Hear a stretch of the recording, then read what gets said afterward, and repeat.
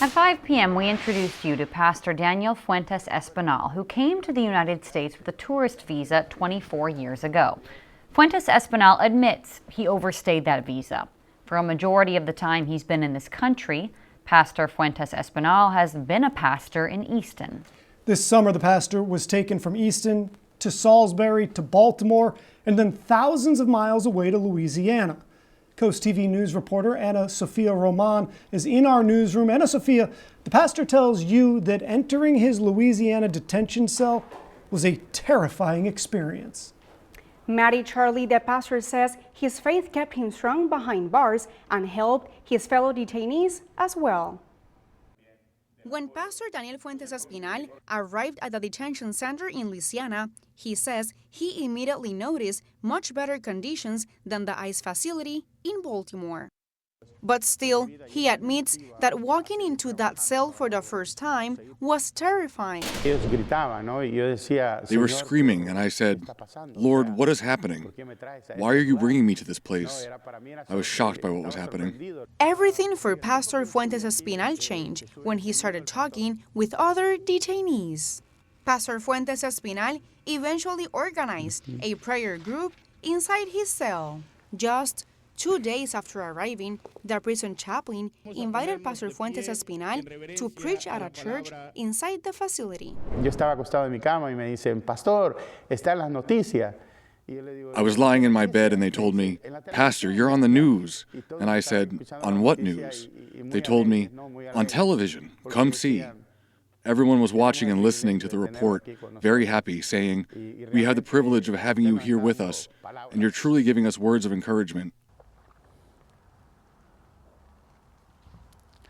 Y yo veía cómo ellos se quebrantaban también. I could see how they were moved as well. I felt the Lord's presence. I felt God's support working inside that place. The pastor says the religious gathering grew to over 70 detainees, even coming together on the weekends when the prison church was closed.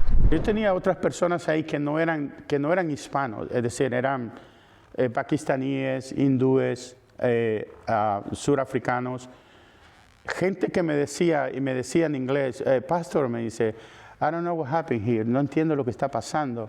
I'm feeling something special in my body when you pray, when you preach it. Cuando tú predicas, cuando tú oras, siento algo especial en mi cuerpo." Y yo le decía, "I know what it is.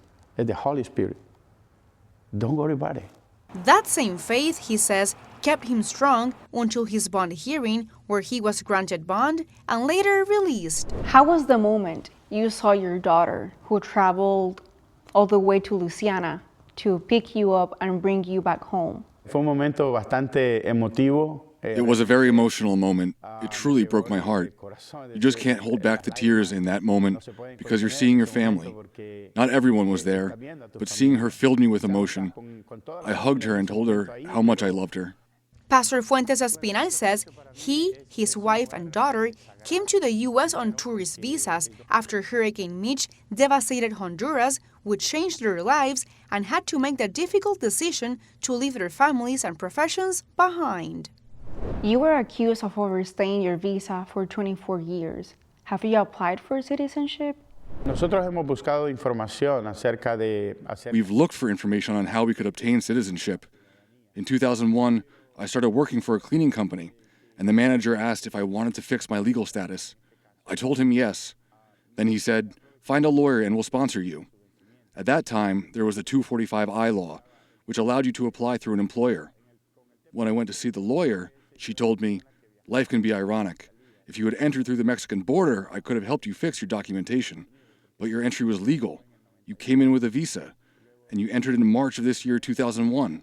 Pastor Fuentes Espinal says he never sought legal help again after that.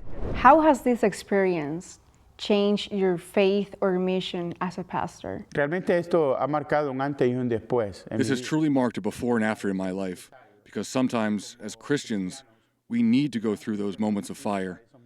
Our faith must be tested. Just like gold is tested in the fire, the Word says. It's so that our faith may be strengthened and found worthy of praise and glory when Christ returns.